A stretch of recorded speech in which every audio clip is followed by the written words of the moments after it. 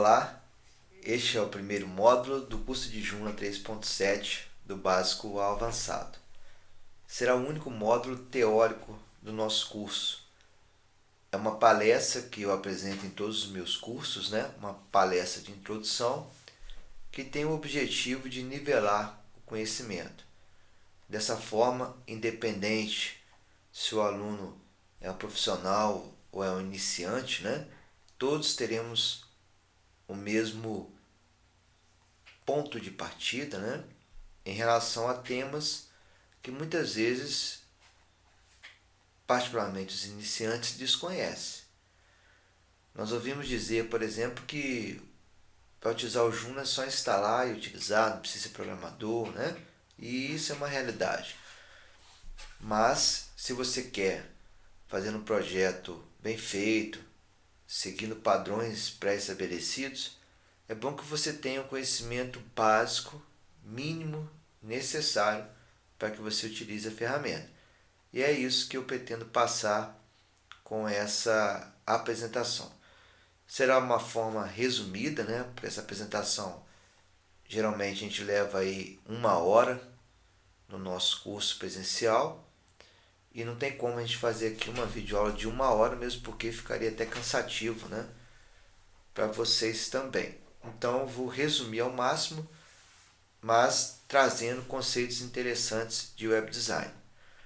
Antes de entrar nessa seara, eu quero falar de domínio. Domínio nada mais é que o nome do seu site. Então, domínios com .br, ou seja, .com.br, você vai registrar nesse cara aqui, registro.br. Você cria sua conta ou digita o nome do domínio que você deseja aqui e pesquisa, tá? Por exemplo, meusite.com.br. Ele não está disponível para registro, tá? Lógico, já está registrado, isso é o que a gente mais utiliza. Mas se ele tivesse, por exemplo, meu site 567.com.br, está disponível para registro. Basta você clicar em registrar, preencher o formulário e fazer o registro do seu domínio.com.br. Custo R$40 por ano, tá?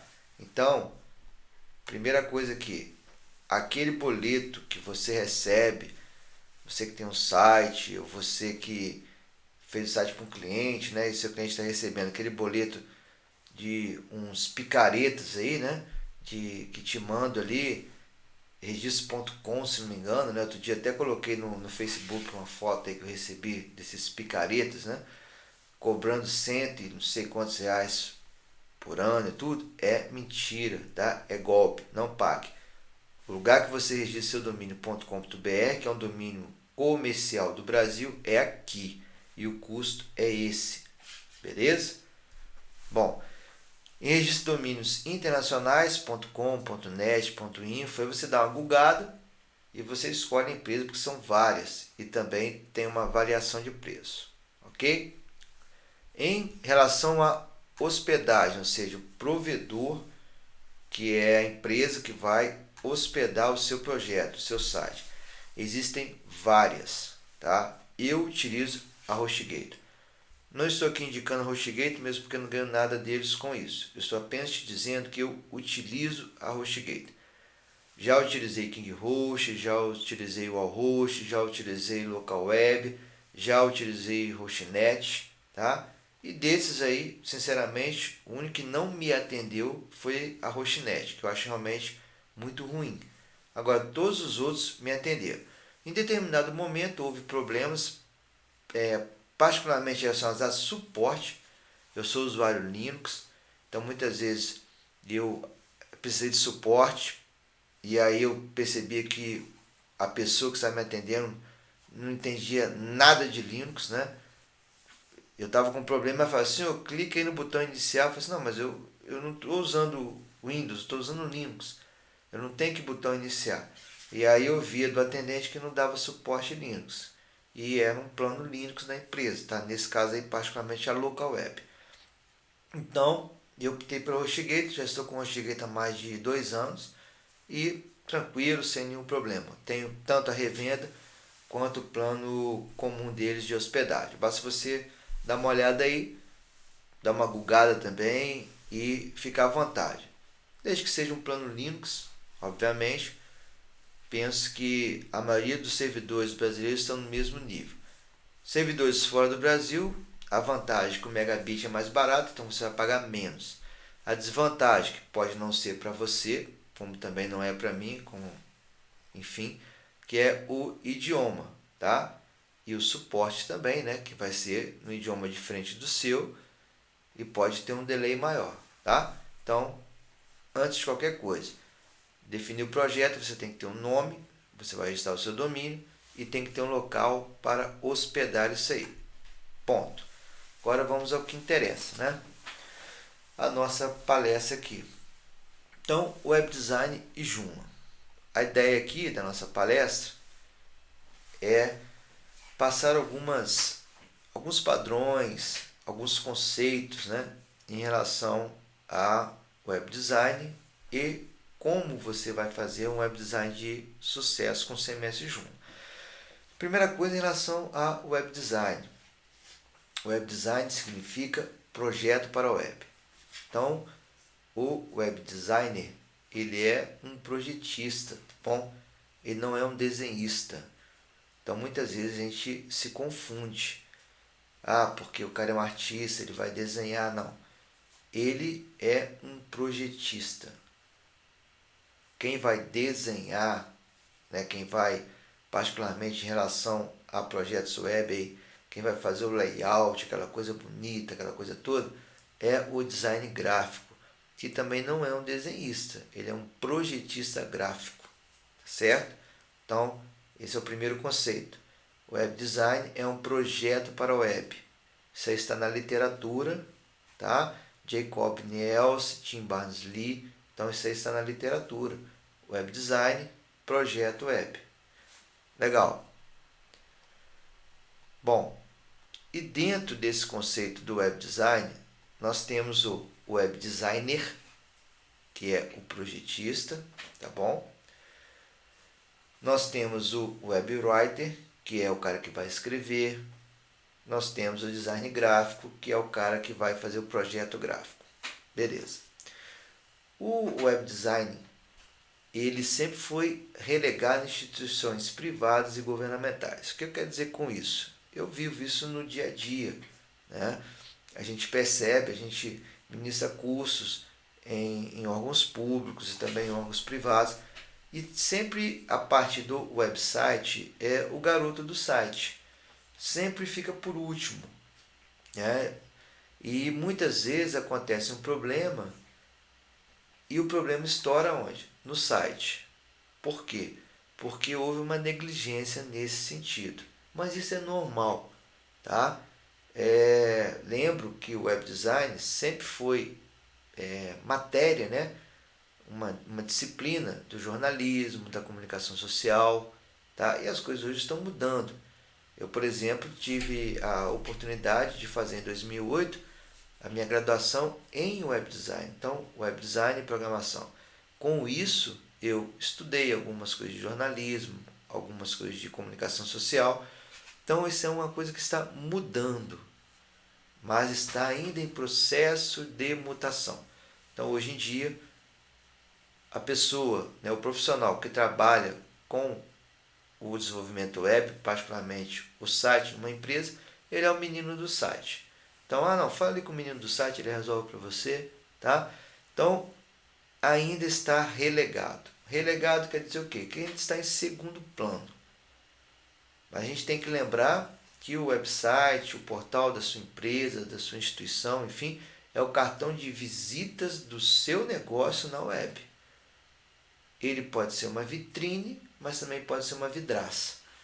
Então tem que tomar muito cuidado, né, em relação ao website, ao portal, para que ele não se torne uma vidraça. Nós temos aqui algumas personalidades, né? Então, Jacob Niels, que é o guru da usabilidade, o Tim Berners-Lee, que foi o criador da www, né? E são personalidades aí dentro do conceito de web design, perfeito? Nós temos livros, o site do Nielsen mesmo, que o Nielsen ele é um cara que a gente chama de que foca muito na usabilidade, né? A gente costuma dizer que o profissional que trabalha na linha do Nielsen é nielsiano. Então vale a pena depois você dar uma olhadinha no Google para saber mais a respeito desses dois caras aí, dessas duas feras, né? Nós conversamos no nosso primeiro aulão sobre isso, então vale a pena você dar uma olhada. Alguns pontos aqui são muito destacados em qualquer projeto web. Então, a usabilidade, a acessibilidade, a segurança, né? Em contabilidade, a responsividade e a publicidade online. Isso aqui quer dizer o quê? Faz tempo, né, que ter um site bonito não é sinônimo de sucesso na web. Isso aí ficou para trás, tá? Hoje em dia você tem que ter um projeto dinâmico, um projeto fácil, um projeto acessível, seguro, que seja encontrável no Google, né? Responsivo, então ele tem que funcionar em qualquer device. E você tem que também fazer uma política de publicidade online. Essa política de publicidade online nada mais é do que você fazer um projeto de acordo com os padrões das ferramentas que nós temos aí, particularmente da empresa Google, né? O AdWords, o Google Analytics, trabalhando para os robôs de busca, os indexadores, né? E às vezes a gente pensa que é difícil, mas na verdade basta você fazer o padrão, basta você ter projeto bem estruturado, com muito conteúdo, e você será indexado normalmente. Em relação à publicidade online, nós temos já o AdWords Express, que você faz uma campanha ali em 5 minutos, sem a necessidade de dominar, né, aquela ferramenta. Legal? Então esses pontos aqui são os mais importantes de qualquer projeto web. Em relação ao design de conteúdo, isso é muito importante, né, dentro do contexto. Ele é desenvolvido por um web writer, ou seja, hoje nós temos aquele profissional que só trabalha com conteúdo, é o cara que vai escrever para o teu site.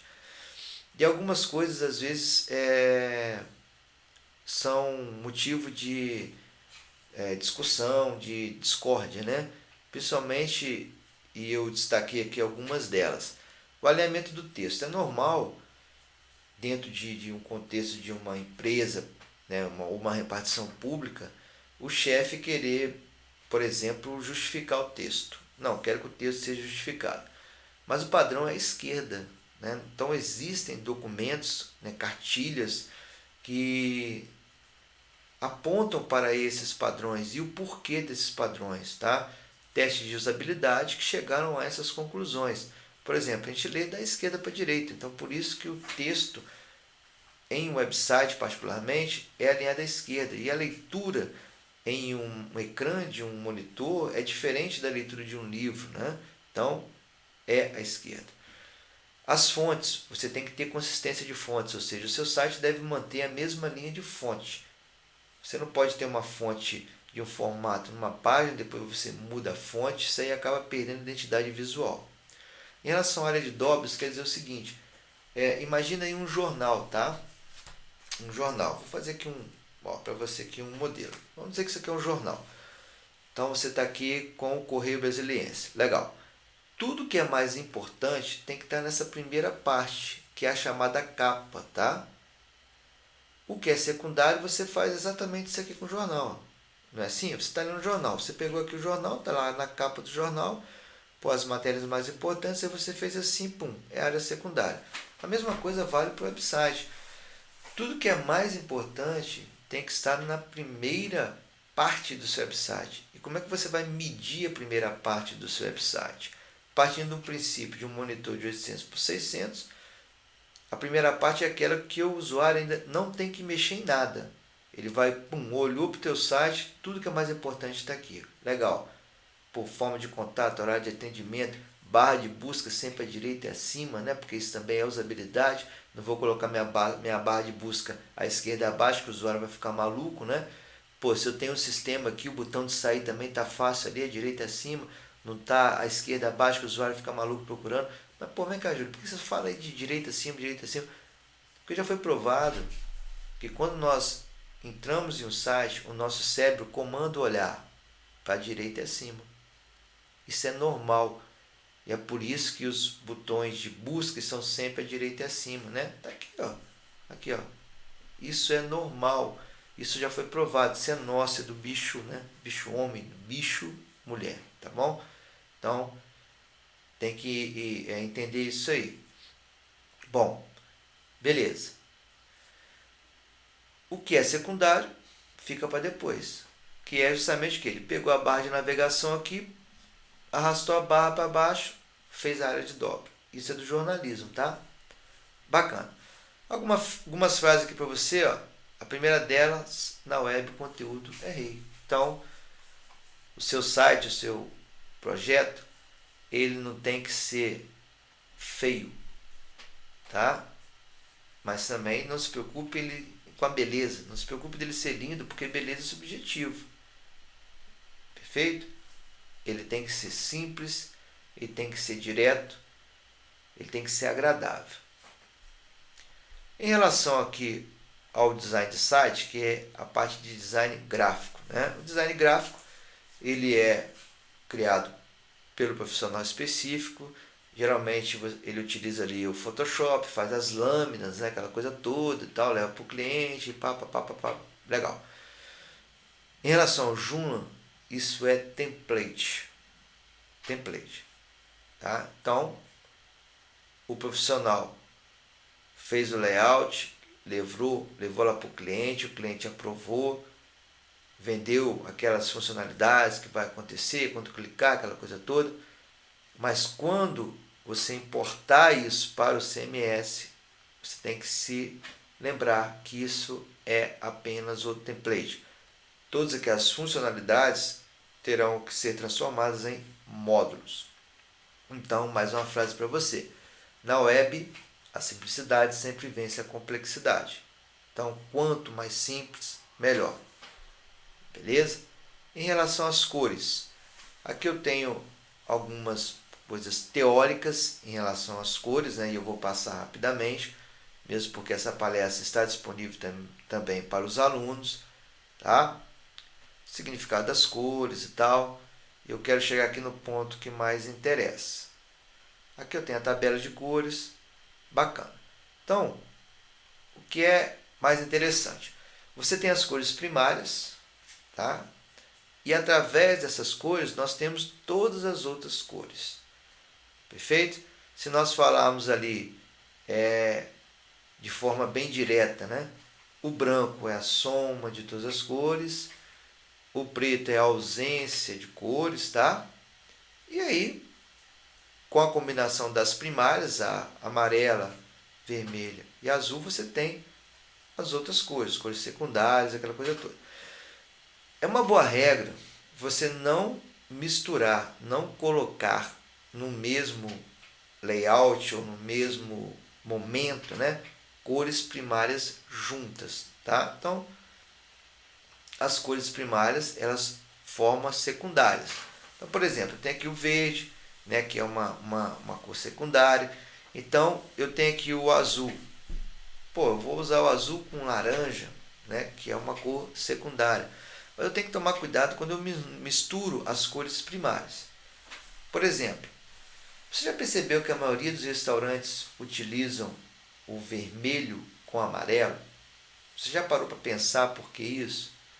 O vermelho com amarelo, ele te dá a sensação de fome, tá? Isso também é explicado. Por que? Não sei.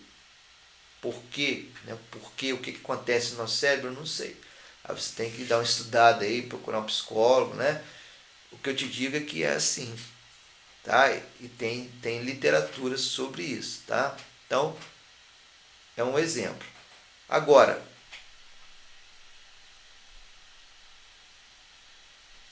você também tem que perceber, aqui é o que a gente já falou, né? A gente aqui misturando cores primárias, né? E aí nós temos as secundárias. Por exemplo, ó, o amarelo com azul, verde, né? O vermelho com amarelo deu laranja e aí vai. Aí aqui eu tenho uma paleta de cores, né? Você percebe que ela te dá um efeito bem interessante, bem agradável, tá? Agora, olha só isso, que loucura. Olha, experimente fixar o seu olhar aqui por 2, 3 minutos. Já está te incomodando, né? Você já faz assim, ó. O que está acontecendo aqui? O azul, ele relaxa a nossa retina, tá certo? E o vermelho, ele contrai. E é por isso que você está com essa sensação, que eu também estou, né? Pra vocês terem ideia, tá montando o slide, né? E eu fiquei um tempo maior ali, montando a imagem e tudo, e a iluminação estava boa. Eu fiquei com dor de cabeça, porque isso aqui realmente, tá, incomoda. O que está ocorrendo? Você está dando choque na sua retina, né? O azul relaxa, o vermelho contrai. Você está assim, ó. Sua retina está louca aí, tá? E por que eu estou aqui te mostrando isso e te irritando? Para você parar de fazer site vermelho com letra azul ou azul com letra vermelha. Para você que faz palestra para o seu chefe, parar de fazer isso aqui querendo chamar atenção. Isso aqui não chama a atenção de ninguém. Isso aqui irrita o usuário. Tá? Isso aqui é uma coisa fisiológica, é o nosso organismo. Então, não faça isso, em hipótese alguma. Se você quer chamar atenção, coloque um fundo vermelho com a letra branca ou vice-versa. Coloque um preto com amarelo, um amarelo com preto, tá? Não é à toa que as vans escolares utilizam o amarelo ali, né, a faixa com a letra preta, que é o maior contraste que existe. Mas não faça isso. Beleza? Eu estou cansado de ver site exatamente assim. E o que é pior, palestras. A gente está num ambiente escuro, aí o cara coloca o azul com vermelho para chamar atenção. Tá? Pior que isso aqui é só isso. Olha aí. Né? Pior ainda. Nesse caso aqui, além de toda a parte da irritação, tem a parte da netiqueta. Porque quando você coloca em caixa alta, você está gritando. Tá certo? Não é à toa que se você fizer isso no fórum, o cara vai te banir. Então, não se usa caixa alta em site.